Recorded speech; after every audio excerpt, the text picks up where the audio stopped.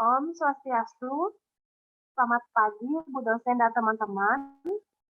Kami kelompok 4 di sini akan mempresentasikan hasil kerja kelompok kami. Sebelum itu, izinkan saya memperkenalkan anggota kelompok kami. Yang pertama, ada Nikomang Mulyani sebagai penyaji kedua, lalu ada saya sendiri, Nilo Disina Anjani, sebagai moderator dan penyaji pertama, lalu yang ketiga ada Nimade Dwi Apriantari sebagai penyaji ketiga, lalu ada Nimade Raimaya Puspita Dewi sebagai penyaji keempat, lalu ada yang terakhir Niputu Sintia Wadani sebagai penyaji kelima.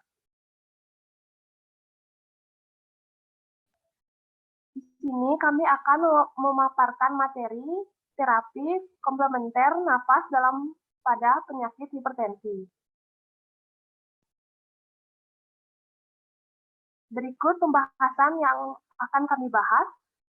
Ada pengertian hipertensi, lalu ada penyebab hipertensi, klasifikasi hipertensi, manifestasi hipertensi, komplikasi hipertensi,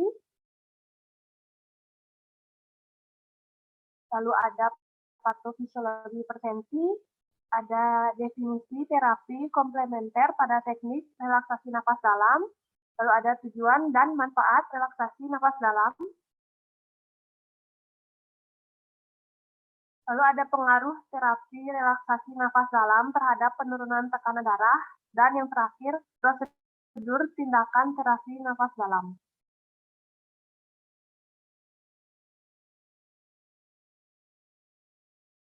Lalu ada pengertian hipertensi. Hipertensi atau tekanan darah tinggi merupakan peningkatan tekanan darah sistolik lebih dari 140 mmHg dan tekanan darah diastolik lebih dari 90 mmHg. Pada 2 kali pengukuran dengan selang waktu 5 menit dalam keadaan cukup, istirahat, atau tenang. Peningkatan tekanan darah yang berlangsung dalam jangka waktu yang lama atau persisten dapat menyebabkan kerusakan pada ginjal atau gagal ginjal, jantung atau penyakit jantung koroner, dan otak atau menyebabkan stroke bila tidak dideteksi secara dini dan mendapat pengobatan yang memadai. Banyak pasien hipertensi dengan tekanan darah tidak terkontrol dan jumlahnya terus meningkat. Baik, akan dilanjutkan dengan penyaji kedua. Baik, di sini saya akan menjelaskan penyebab hipertensi. Yang pertama, hipertensi esensial atau hipertensi primer adalah hipertensi yang sebagian besar penyebabnya tidak diketahui. Ada 10-16% orang dewasa mengidap hipertensi. Kemudian yang kedua, hipertensi sekunder adalah hipertensi yang diketahui sebab-sebabnya. Hipertensi jenis ini hanya sebagian kecil, yakni sekitar 10%. Beberapa penyebab hipertensi antara lain, yang pertama genetik, yang kedua usia, kemudian yang ketiga garam, yang keempat kolesterol, yang kelima obesitas, yang keenam stres, yang ketujuh rokok, yang kedelapan kafein, yang kesembilan alkohol, dan yang terakhir kurang olahraga. Dan adapun klasifikasi hipertensi. Hipertensi dibagi menjadi hipertensi esensial atau primer dan sekunder. Lebih dari 90% kasus hipertensi masuk ke dalam kelompok ini. Sedangkan hipertensi sekunder hanya 5-8% dari seluruh penderita hipertensi. Adapun manifestasi hipertensi. Yang ke A, sakit kepala, kemudian yang ke B, kelelahan, yang ke C, mual, muntah, yang ke D, sesak nafas, yang ke E, gelisah, dan yang terakhir, pandangan menjadi kabur. Sekian penjelasan materi dari saya. Materi selanjutnya akan dilanjutkan oleh penyaji ketiga. Baik, saya akan melanjutkan presentasi, yaitu dilanjutkan dengan komplikasi hipertensi. Beberapa komplikasi yang dapat ditimbulkan hipertensi menurut Musakar dan Tanwir 2020 yaitu yang A, pada mata terjadi penyempitan pembuluh darah pada mata karena penumpukan kolesterol yang dapat mengakibatkan retinopati dan pandangan mata kabur. Yang B, pada jantung jika terjadi vasokonstriksi vaskuler pada jantung yang lama dapat menyebabkan sakit lemah pada jantung sehingga timbul rasa sakit dan bahkan menyebabkan kematian yang mendadak. Yang C, pada ginjal suplai darah vaskuler pada ginjal turun menyebabkan terjadi penumpukan produk sampah yang berlebih dan bisa menyebabkan sakit pada ginjal. Yang D, pada otak jika aliran darah pada otak berkurang dan suplai O2 berkurang bisa menyebabkan pusing. Jika penyempitan pembuluh darah sudah parah, mengakibatkan pecahnya pembuluh darah pada otak atau stroke. Lanjut.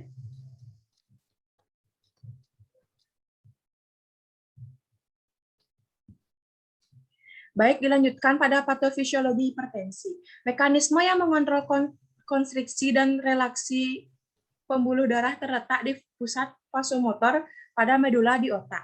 Dari pusat vasomotor ini bermula jarak saraf simpatis yang berlanjut ke bawah ke korda spinalis dan keluar dari kolumna medula spinalis dan ganglia simpatis ke toraks dan abdomen. Beberapa faktor seperti kecemasan dan ketakutan dapat mempengaruhi respon pembuluh darah terhadap rangsang vasokonstriktor. Pada saat bersamaan, ketika sistem saraf simpatis merangsang pembuluh darah sebagai respon rangsang emosi, kelenjar adrenal juga terangsang. Akibatnya, tambahan aktivitas vasokonstriksi.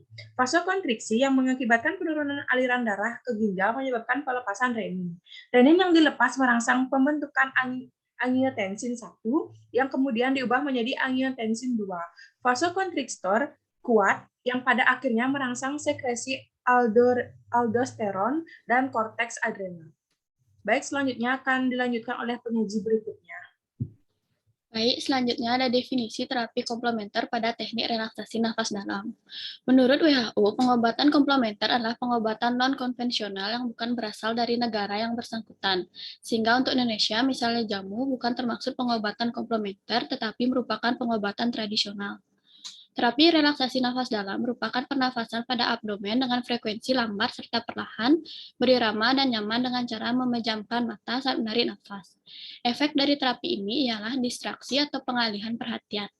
Mekanisme relaksasi nafas dalam pada sistem pernafasan berupa suatu keadaan inspirasi dan ekspirasi pernafasan dengan frekuensi pernafasan menjadi 6-10 kali per menit, sehingga terjadi peningkatan regangan kardiopulmonari. Terapi relaksasi nafas dalam dapat dilakukan secara mandiri, relatif mudah dilakukan daripada terapi non-farmakologis lainnya. Tidak membutuhkan waktu lama untuk terapi dan dapat mengurangi dampak buruk dari terapi farmakologis bagi penderita hipertensi. Kemudian selanjutnya ada tujuan dan manfaat relaksasi nafas dalam. Relaksasi nafas dalam bertujuan untuk mengontrol pertukaran gas agar menjadi efisien, mengurangi kinerja bernafas, meningkatkan inflasi alveolar maksimal, kemudian meningkatkan relaksasi otot, menghilangkan ansietas, menyingkirkan pola aktivitas otot-otot pernafasan yang tidak berguna, kemudian melambat frekuensi pernafasan, mengurangi udara yang terperangkap, serta mengurangi kerja bernafas. Baik, selanjutnya akan dilanjutkan oleh penyaji berikutnya. Baik, selanjutnya ada beberapa manfaat terapi relaksasi napas dalam adalah sebagai berikut. Menurut Wardani tahun 2015. Yang pertama ada ketentraman hati, yang kedua ada berkurangnya rasa cemas, khawatir, dan gelisah, yang ketiga ada tekanan darah dan ketegangan jiwa menjadi rendah, yang keempat ada detak jantung lebih rendah, yang kelima ada mengurangi tekanan darah, yang keenam ada meningkatkan keyakinan, dan yang ketujuh ada kesehatan mental menjadi lebih baik. Selanjutnya, ada pasien mendapatkan perasaan yang tenang dan nyaman, mengurangi rasa nyeri, pasien tidak mengalami stres, melemaskan otot untuk menurunkan ketegangan dan kejenuhan yang biasanya menyertai nyeri, selanjutnya mengurangi kecemasan yang memperburuk persepsi nyeri, dan yang terakhir ada merelaksasi nafas dalam mempunyai efek distraksi atau penglihatan perhatian. Pengaruh terapi relaksasi napas dalam terhadap penurunan tekanan darah. Relaksasi napas dalam adalah tindakan yang disadari untuk mengatur pernapasan secara dalam yang dilakukan oleh korteks cerebri. Sedangkan pernapasan spontan dilakukan oleh medula oblongata. Relaksasi napas dalam dilakukan dengan mengurangi frekuensi bernafas 16-19 kali dalam 1 menit menjadi 6-10 kali dalam 1 menit. Relaksasi napas dalam akan merangsang munculnya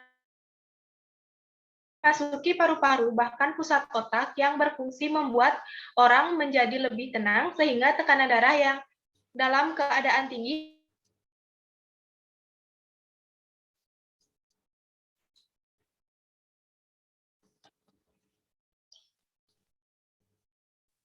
Selanjutnya ada prosedur tindakan terapi napas dalam.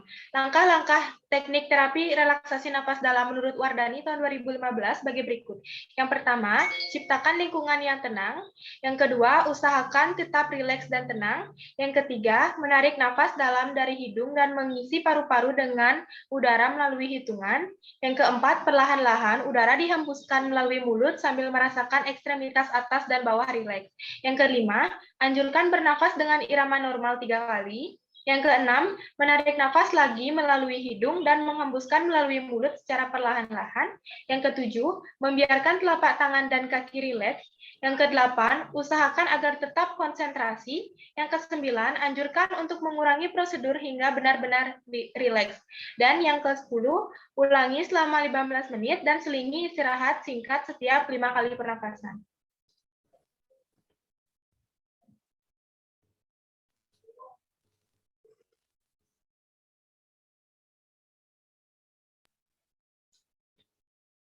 Baik, sekian presentasi dari kelompok kami.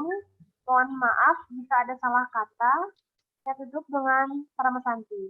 Om Santi Santi Santi Om.